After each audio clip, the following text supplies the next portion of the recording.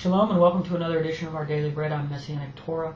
This week's Parashat is the second Parashat of the book of Vayak'hel, also called Leviticus, and it's called Tzav, which means command. And this is the fifth part of my message called Priests and Commandments for 2014-15. You'll see links below to either start at the beginning and watch them all in order, or to go to the previous one if you missed it, and there'll be a link to the next one, the final one.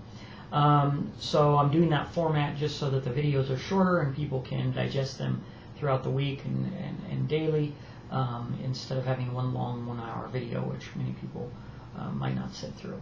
So anyway, this one's called Obey My Voice, and this one really takes us back to this concept of we're getting into the haftarah now, and we're getting into the section, actually the verse in Yirmiyahu 7:23. Well, actually it starts in 22, when he says, "For I spoke not unto your fathers, nor commanded them in the day that I brought them out of the land of Mitzrayim," Egypt, "concerning burnt offerings or sacrifices. But this thing command I them, saying, Obey my voice, and I will be your Elohim, and you shall be my people. And walk you in the ways that I have commanded you, that it may be well with you." So there's a lot of interesting things going on here in these two verses.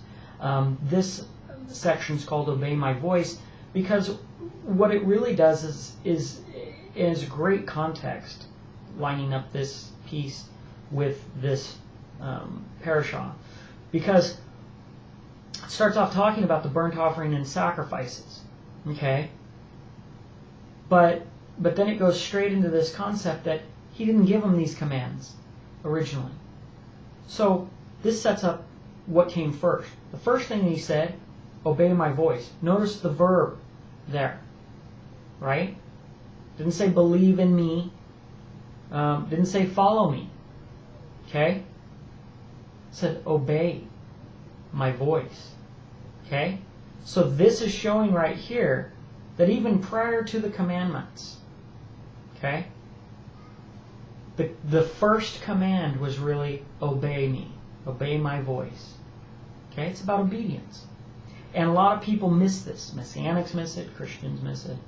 I think Jews do a pretty good job on putting a value on obedience and keeping the commandments. But a lot of people downplay it and they don't understand that, religion can mean so many things to different people. It could be a prayer shawl, or being part of a group, or a religion, or it's a social gathering. It's things that people become a part of. But the fact is that what it really comes down to, what that foundation is, what that bedrock is obedience. That's that first, right? And this is going to take us to an interesting point. When Mashiach was asked what the greatest command was, right, he quotes the Shema. Okay? The Mashiach, being Messiah in Greek, or Christ as Christians would see it. What we see is he quotes the Shema. So he's quoting the Old Testament, the Torah, and he says, love God with all your heart, all your soul, and all your strength. So this is the first, right? He says the second is likened unto it, love your neighbor as yourself. Both quotes from the Old Testament, by the way. And so what we see is that he puts first, right? What's he put as the first and greatest commandment? He puts loving Yodewaheh. Now, he also says, if you love me, keep my commandments. So he sets up a little bit of a math equation there. If you love him, which many people claim, he said, keep my commandments. Okay? Now, what were his commandments? His commandments were the commandments of his Father. Right? That's what we know. That's what we know that he kept. And he says, I and the Father are one as well. So it's interesting, because what we can draw from these things then is that he sets up this thing which says that the greatest commandment is love. But then he defines love as keeping the commandments. And as a matter of fact, he says, on these hang all the law and the prophets. So all the details and commandments hang on two commandments. Loving Yod-Heh, right? Your Elohim with all your heart, all your soul, and all your strength. And loving your neighbor as yourself. But notice the verb in both of those, right? As we continue to break it down to its prime elements. It's love. Love is the verb there. Okay? So if all of these commandments telling you, you shall do this and you shall not do that, they are all in context of love. And love would be then defined by obedience. Because the breaking of the commandments is not love. That is disobedience. So disobedience is hate of God, and obedience is love of God. Okay? And so Messiah, Mashiach, right? Christians call Jesus. Then, by that definition, loved God more than anybody else, because he obeyed more than anybody else. Okay? So he truly showed his love. And there's a lot of interesting parts here, but the first commandment, right? The great commandment, it's the same thing. We bring it back to this. Before the commandment, the foundation was obey my voice. That is love. The very first commandment is to love God. Okay? And if we do that, that is equal to obedience. And if you don't have that, if you don't obey him, right, then you don't love him. Just the reflexive idea of what Messiah said when he said, if you love me, keep my commandments. Okay? That's the indicator. That's the measure. That's the value. So we can just measure. Don't say how much you love God, because God can see through that lie. He can just look at your actions and your obedience, and that's a measure of how much you love. And you don't have to say anything. Okay? Or it's like the old saying, actions speak louder than words. Yeah, a lot of people claim this, they claim that, oh, they join this religion, join that congregation, oh, it's a Davidic dance, oh, we're singing praise and worship, oh, we're doing all that. You want to praise and worship, then obey God. That's praise. Worship God is to keep his commandments. That's worshiping. Study his Torah. Learn what they are. That's worshiping.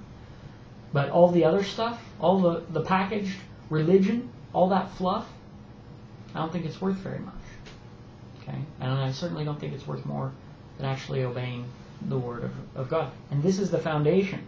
Before you get to sacrifices, before you get to all this other commandments and laws and ordinances, do you show up to obey God? Is that your desire? Is that love for God? That desire to obey God and his voice? If that's there, then you have that. That's the first thing. And that isn't actually the advanced stuff. This is what he gave to Israel first, before he gave the other stuff. So if you don't have that, and you think you're on to stage 2, you're not. You know, the New Testament says, you know, Moshe brought us, you know, was the schoolmaster who brought us to Mashiach, or Christ. Okay? So a lot of Christians will say, well, see, we have Christ. We don't need the law. We don't need Moshe. But the fact is they never had Moshe. So Moshe never did bring them to Mashiach. So they think they're at Mashiach. They're not. Because Moshe never brought them. They don't know the commandments. They don't know Moshe. So how did they get there? They're not there. Moshe will bring you there. Moshe is the first level, right? Which is this. Obey my voice, right? Even before that, you have to have a desire to serve God. If that's your first desire, then he'll add commandments on top of that. And then at the end, after you go through, have the desire, and you add the commandments, then you'll get to Mashiach. Now, what's Mashiach? Mashiach's the light of the world, right? Proverbs 6:23 says, the commandment is the lamp. The law is light. Reproof of instruction is the way of life. Reproof, correction in the Torah. Right? That's what the commandments do. That's what Paul says. He didn't know sin until he knew the law. Right? That corrects you. Okay, so what happens is, even with that simple model, we can see, just like the parable of the 10 virgins. Some of them, a lot of them had the lamps, but they had no oil. The oil's the right spirit. Right? That's this. Obey my voice. That's the first thing that they had before they got the law. So if you get a lamp, but you don't already have some oil, that lamp isn't going to do you any good. Okay? You need to have the oil. That's your desire to obey His voice. Then you get the lamp, right? So the first thing you got to have is the desire to please God and obey Him. Then when you're given the commandment, the lamp, there's Moshe entering in the laws, the ordinances. Then you put those two together. What's the end result of that? What's the third piece? The third piece is the light. Who's the light? Mashiach's the light. So when he says that Moshe was the schoolmaster that brings you to Mashiach, then that's the same as saying it's the lamp. Having the lamp will get you to having light. People say, well, I already got the light, but they've got no lamp. What good does the oil have to do without the lamp? You need the lamp to put the oil in. So if you want to serve God, there's your desire. Then you have to add to that and put that in a container. In other words, that's something that gives it structure and holds it. So you say you want to serve God, great. Commandments will show that. Will showcase, give you a structure. Here's the laws then that God commands you to do. Put that desire to serve God and obey God into those commandments. And when you have the lamp and you have the oil, now you can have light. Because what you're going to do, just like the second video, right? You're going to need one other element. It's fire. That's testing. So now we're going to test you to see if you will keep those commandments. That's what he says. He says, I brought you through the wilderness to test you, to see if you would obey me or not. So you can have a desire, and then you'll get the commandment, and now we'll test you to see, will you do those things? And it's those people who were allowed to go into the promised land. And who brought them in? Yahushua. Is it a coincidence that's the name of the Messiah? Sorry, Christians, it's not Jesus. Not a sacred name guy, but do a little study on the letter J and the word Jesus, and you'll figure out that Messiah's name is how we would understand Joshua in Hebrew, Yehoshua or Yahushua. I say Yahushua. So many Messianics say Yeshua. I don't think you're going to get Joshua out of Yeshua. But it's commonly used. So here it is. Obey my voice. The first commandment, right? It's the first love, right?